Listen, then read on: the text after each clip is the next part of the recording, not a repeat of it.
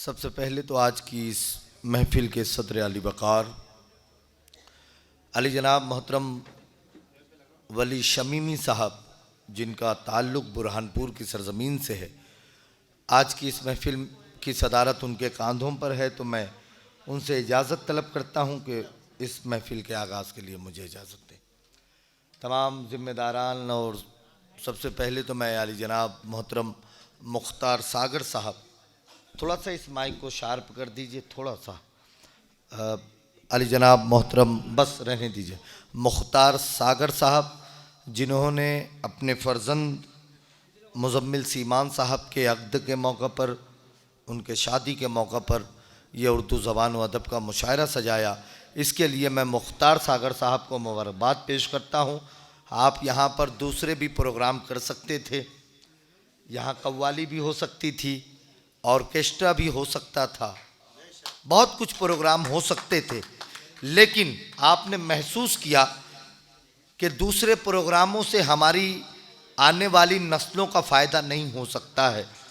अगर हमें अपनी आने वाली नस्लों का फ़ायदा करना है, इन्हें तहज़ीब से करीब करना है, इन्हें ज़बान और अदब का मुहाफ़िज़ बनाना है, तो उर्दू ज़बान की महफिल सजानी पड़ेगी। तभी जाकर हमारे बच्चों तक हम अदब को मुंतकिल कर सकते हैं, ज़बान की हिफाजत का जज्बा बच्चों तक पहुंचा सकते हैं। लखनऊ के शायर हैं राम प्रकाश बेखुद, बड़ा खूबसूरत सा शेर उन्होंने कहा था कि न जंगल से न दुनिया में किसी टापू से आए हैं, न जंगल से न दुनिया में किसी टापू से आए हैं, ज़मी की गोद में हम अर्श के पहलू से आए हैं। हमें रोज़ी तो हिंदी और अंग्रेज़ी ने दी बेशक, हमें रोज़ी तो हिंदी और अंग्रेज़ी ने दी बेशक, मगर आदाब जीने के हमें उर्दू से आए हैं। हमें रोज़ी तो हिंदी और अंग्रेज़ी ने दी बेशक, मगर आदाब जीने के हमें उर्दू से आए हैं। ये उर्दू ज़बान है जो जीने का शऊर और सलीका सिखाती है, अदब सिखाती है। और जिस जज्बे के तहत मुख्तार सागर साहब ने इस महफिल का इनेकाद किया इस बस्ती में, इस महफिल के कन्वीनर मोहम्मद मोतबर साहब, इनके साथ में मोहम्मद उमैर साहब, आसिफ सोहेल, मुहज़्ज़िब सज्जाद, ज़मीर खान, ये जो भी मुशायरा कमेटी पूरी टीम है, मैं इन्हें मुबारकबाद पेश करता हूँ कि हमको मक्तल से बहरहाल गुज़रना होगा, बच गए हम तो किसी और को मरना होगा। हमको मक्तल से अगले चौथे मिसरे पर लगना चाहिए कि मैं जो बात कर रहा हूँ, ये जिस जज्बे के तहत इस मुशायरे का इनेकाद किया गया है, मैं जो बात कर रहा हूँ, मैं अपनी बात को आगे बढ़ा सकूँ। आपकी दाद व तहसीन, आपकी क्लैपिंग, आपकी तालियों का मुझे सहारा मिले तो मैं दो लफ्ज़ आपके दरमियान कहना चाहता हूँ। हमको मक्तल से बहरहाल गुजरना होगा, बच गए हम तो किसी और को मरना होगा।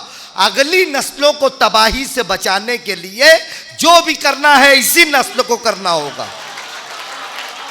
अगली नस्लों को तबाही से बचाने के लिए जो भी करना है इसी नस्ल को करना होगा। हमारी आइंदा नस्लों को हम नफरतों से बचा सकें, आइंदा नस्लों को जुल्म और सितम से बचा सकें, आइंदा नस्लों को जहालत से बचा सकें। बहुत शुक्रिया। तो हमें अभी की नस्लों को मजबूत करना पड़ेगा। यहाँ पर मैं देख रहा हूँ कि उर्दू ज़बान का मुशायरा है, नफ़रतें तो फैलाई जा सकती हैं। एक जुमला अगर मैं इस माइक से अभी बोल दूं, थोड़ा सा मुतासुबाना जुमला, शिद्दत पसंदाना कोई एक जुमला अगर मैं अभी माइक से बोल दूं, तो यहाँ नफ़रतों को फैलने में वक्त नहीं लगेगा। लेकिन मैं एक जुमले से नफ़रत फैलाने के हक़ में नहीं हूँ, बल्कि पूरी रात अगर बात होगी तो मोहब्बतों की बात होगी। जितने शायर यहाँ पर बैठे हुए हैं, यहाँ जितने मेरे हिंदू भाई, जितने बिरादरान वतन बैठे हुए हैं, इस महफिल की शमा रोशन की अली जनाब सागर तांदड़े साहब ने और भास्कर पाटिल साहब, आर के राठौड़ साहब, ये आपकी बस्ती के जिम्मेदारान बैठे हुए हैं। जो लोग कहते हैं कि उर्दू मुसलमानों की ज़बान है, दहशतगर्दों की ज़बान है, ये कैमरा लगा हुआ है, मैं उन्हें बताना चाहता हूँ कि उर्दू ज़बान की महफिल का आगाज़ शमा रोशन करके अली जनाब सागर तांदड़े साहब ने किया है। तो ये किसकी ज़बान है बताइए, बताइए उर्दू किसकी ज़बान है? ये पूरे मुल्क हिंदुस्तान की ज़बान है। मैं हमेशा एक बात कहता हूँ, उर्दू ज़बान इस मुल्क में दो ज़ात, दो कौमों के तालमेल से बनी है। जब बाहर से समरकंद व बुखारा से लोग अफ़गानिस्तान के रास्ते से हिंदुस्तान में तिजारत की गरज से आते थे तो उधर के लोगों की ज़बान फारसी थी, पर्शियन थी। हिंदुस्तान में उस वक्त बिरज भाषा बोली जाती थी, खड़ी भाषा बोली जाती थी, संस्कृत थी। तो इन दो ज़बानों के तालमेल से पैदा होने वाली ज़बान उर्दू ज़बान है। जब दो अलग अलग माशरों को जोड़ने का काम किया जा रहा था, जब दो अलग अलग ममालिक के लोग एक जगह मिलकर बैठकर रोजी रोटी कर रहे थे, उस वक्त जिस ज़बान ने आंखें खोली थी वो उर्दू ज़बान थी। तो वो दिलों को तोड़ने वाली ज़बान कैसे हो सकती है जो दो अलग अलग कौमों के मिलने पर पैदा हुई है, दो अलग अलग ज़ात के लोगों पर मिलने पर पैदा हुई है।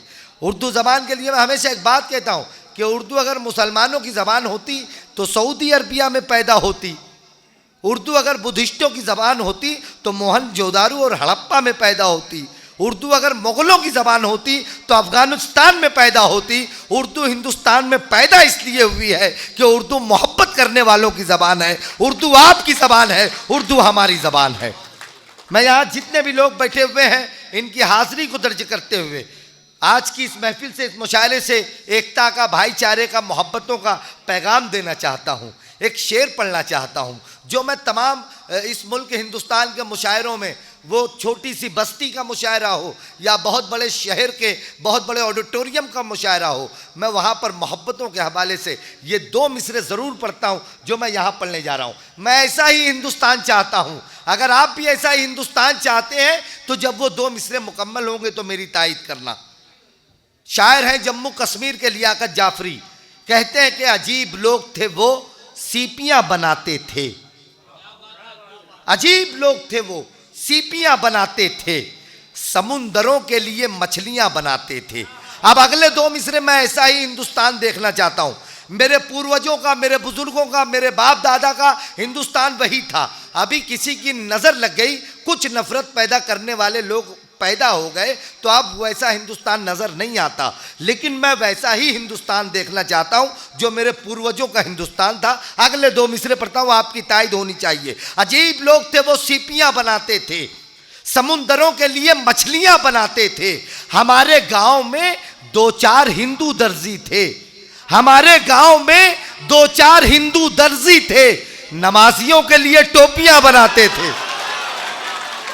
हमारे गांव में दो चार हिंदू दर्जी थे, हमारे गांव में दो चार। बहुत शुक्रिया। अगर दोबारा सुनना चाहते हैं तो इस हिंदू मुस्लिम एकता के हवाले से तमाम हाज़रीन एक मरतबा जोरदार तालियां बजाएंगे मुख्तार सागर साहब के लिए, उनकी फैमिली के लिए, उनके घर खानदान के लिए, जिन्होंने अपनी खुशियों में, अपने घर आंगन की खुशियों में हम शायरों और अदीबों को भी हिस्सेदार बनाया। मैं मुख्तार सागर साहब को मुबारकबाद पेश करते हुए, अजीब लोग थे वो सीपियाँ बनाते थे, तायद होनी चाहिए अगर आप दोबारा सुनना चाहते हैं तो। अजीब लोग थे वो सीपियाँ बनाते थे, समुंदरों के लिए मछलियाँ बनाते थे। हमारे गांव में दो चार हिंदू दर्जी थे, नमाजियों के लिए टोपियाँ बनाते थे। हमारे गांव में दो चार हिंदू दर्जी थे। आपने बहुत अच्छा इस्तकबाल किया तो एक खूबसूरत शेर और पढ़ना चाहता हूँ। नवाज देवबंदी साहब देवबंद की सरजमीन से एक मैसेज, एक पैगाम देते हैं, वो मैं आप तक पहुँचाता हूँ कि हमारे गांव में दो चार हिंदू दर्जी थे, नमाजियों के लिए टोपियाँ बनाते थे। रोशनी का, नवाज देवबंदी साहब कहते हैं, रोशनी का कुछ न कुछ इम्कान होना चाहिए, रोशनी का कुछ न कुछ इम्कान होना चाहिए, बंद कमरे में भी रोशनदान होना चाहिए। रोशनी का अगले दो मिसरे आपका इम्तिहान, रोशनी का कुछ न कुछ इम्कान होना चाहिए, रोशनी का कुछ इम्कान हो, बंद कमरे में भी रोशनदान होना चाहिए। हिंदू मुस्लिम आपके माथे पे लिखा हो मगर, हिंदू मुस्लिम आपके माथे पे लिखा हो मगर आपके सीने पे हिंदुस्तान होना चाहिए। हिंदू मुस्लिम आपके माथे पे लिखा हो मगर, हिंदू मुस्लिम आपके माथे पे लिखा हो मगर आपके सीने पे हिंदुस्तान होना चाहिए। हरदोई के शायर सलमान जफर ने सिर्फ दो मिसरे कहे थे इस मुल्क हिंदुस्तान की खूबसूरत गंगा जमनी तहजीब को नज़र में रखते हुए कि सख्ती थोड़ी लाजिम है पर पत्थर होना ठीक नहीं। आप इधर मुतवज्जा रहें, कुछ कुछ हमारे मेहमान, कुछ सुनने वाले दरमियान से होकर आएंगे, अपनी अपनी नशिस्त पर बैठ जाएंगे। मैं आपसे इस वक्त मुखातिब हूँ, मैं कुछ बात कर रहा हूँ तो कम से कम आप मुझसे जुड़े रहेंगे तो एक अच्छा सा माहौल बनेगा इस महफिल के आगाज़ में। सख्ती थोड़ी लाजिम है पर पत्थर होना ठीक नहीं। सख्ती थोड़ी लाजिम है, सख्ती थोड़ी लाजिम है, पर पत्थर होना ठीक नहीं। हमारे जितने भी मुअज़्ज़ज़ हाज़रीन और मेहमान किराम यहाँ पर आ रहे हैं, मैं तमाम लोगों का इस्तकबाल करता हूँ। आप हौसला बनते हैं जब माइक पर कोई शख्स होता है तो आपकी दाद, आपकी तवज्जो उसका हौसला बनती है। सुने मिसरे सुने, सख्ती थोड़ी लाजिम है पर पत्थर होना ठीक नहीं। सख्ती थोड़ी लाजिम है पर पत्थर होना ठीक नहीं। हिंदू मुस्लिम ठीक है साहब, कट्टर होना ठीक नहीं। सख्ती थोड़ी लाजिम है पर पत्थर होना ठीक नहीं। हिंदू मुस्लिम ठीक है साहब, कट्टर होना ठीक नहीं। मेरे भाई ने कुछ मिसरे याद दिलाए। इस मुल्क हिंदुस्तान की खूबसूरत गंगा जमनी तहजीब को 2-3 शेर पढ़ता हूँ, उसमें आपके सामने आपके दरमियान बयान करता हूँ। हमारे शायर दोस्त जावेद राना अहमद जमील आ रहे हैं, मैं इनका इस्तकबाल करता हूँ। भाई ने मिसरे याद दिलाए, मैं वो मिसरे पढ़ता हूँ कि मंदिर में जब रात को घंटी बजती है। सुने, ये मुल्क हिंदुस्तान की खूबसूरती, नफरत फैलाने वालों के मुंह पे सन्नाटेदार तमाचा मारने जा रहा हूं। जो इस मुल्क हिंदुस्तान की अमन और शांति को भंग करने की कोशिश करते हैं, जो नफरतें पैदा करने की कोशिश करते हैं, उन लोगों के मुंह पर तमाचा मारूंगा। 2 मिसरे पढ़ूंगा कि मंदिर में जब रात को घंटी बजती है, बूढ़ी अम्मा उठ के तहज्जुद पढ़ती है। मंदिर में जब रात को घंटी बजती है, बूढ़ी अम्मा उठ के तहज्जुद पढ़ती है। पनघट पर एक राम दुलारी असर के वक्त। हमारे घर आंगन में होता है, जब अजान की आवाज़ आती है तो हमारे घर में हमारी माएँ और बहनें अजान के एहतराम में अगर उनके सर पर दुपट्टा ना हो तो फ़ौरन अपने सरों पर दुपट्टा रखती हैं। ये तहजीब सिर्फ मुसलमान घरानों की नहीं है। शायर शेर बनाता है कि मंदिर में जब रात को घंटी बजती है, बूढ़ी अम्मा उठ के तहज्जुद पढ़ती है। पनघट पर एक राम दुलारी असर के वक्त सुन के अजाने सर पर मटका रखती है। पनघट पर एक राम दुलारी असर के वक्त सुन के अजाने सर पर मटका रखती है।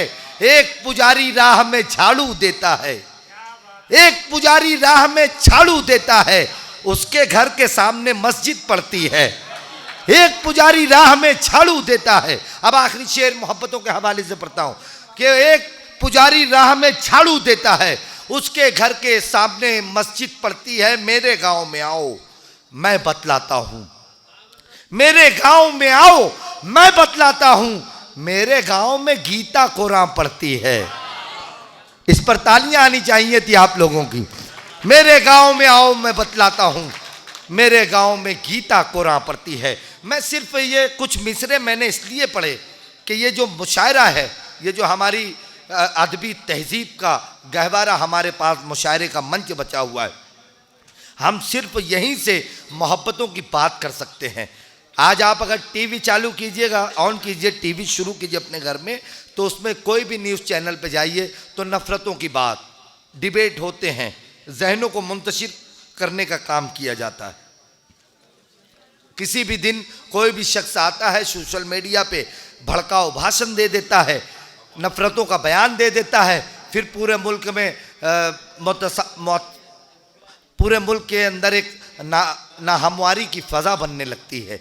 तो एक मुशायरे का मंच हमारे पास ऐसा बचा है जहाँ से हम मोहब्बतों की बात कर सकते हैं और मोहब्बतों को फ़रोग़ दे सकते हैं, मोहब्बतों को बचा सकते हैं। मैं आखिर में अपनी गुफ्तगू को समेटता हूँ। ये आपकी अपनी सरज़मीन आसे गाँव ये नहीं है, ये एक छोटा सा कस्बा है। और इस मुल्क हिंदुस्तान की आज़ादी में सबसे ज़्यादा ताकतवर किरदार अगर किसी ने अदा किया है तो इस मुल्क हिंदुस्तान के छोटे छोटे कस्बों और देहातों के लोगों ने किया है। इस मुल्क हिंदुस्तान की आज़ादी को अगर देखा जाए तो छोटे छोटे कस्बे और देहात के लोग इस मुल्क की आज़ादी में सबसे अहम किरदार रखते हैं। तो मैं आपसे गुजारिश करता हूँ कि यह आसे गाँव भले से एक छोटा सा देहात है, एक कस्बा है, लेकिन यहाँ से मोहब्बतों की ऐसी फ़ज़ा बननी चाहिए कि दिल्ली के लाल किले तक आपकी मोहब्बतों की फ़ज़ा महसूस होनी चाहिए, समझ में आनी चाहिए। मैं आप तमाम लोगों से गुजारिश करता हूं कि अगर आपके दरमियान कोई नफ़रत पैदा करने की कोशिश करे तो आप उसके मुंह पर तमाचा मारें, मोहब्बतों का तमाचा मारें। हाथों से नहीं। अगर कोई आपके दरमियान नफरतों की बात करता है तो आप उसका जवाब मोहब्बतों से दें, ताकि वो भी पिघल जाए और वो भी मोहब्बत करने पर मजबूर हो जाए। यही मैसेज, यही पैगाम लेकर हम शहरों शहरों कस्बात में पहुंचते हैं, जहां से हम मोहब्बतों को आम कर सकें। आज के इस मुशायरे का भी मैसेज और पैगाम यही है कि हर शख्स जैसी अपने एक मुसलमान से मोहब्बत करता है, वैसा ही एक मुसलमान हिंदू से मोहब्बत करना चाहिए। जैसा एक हिंदू हिंदू से मोहब्बत करता है, वैसा ही एक हिंदू मुसलमान से मोहब्बत करना चाहिए। तब कहीं जाकर ये हमारा मुल्क वही मुल्क हो जाएगा जो हमारे पूर्वजों, हमारे बुजुर्गों का मुल्क रहा है।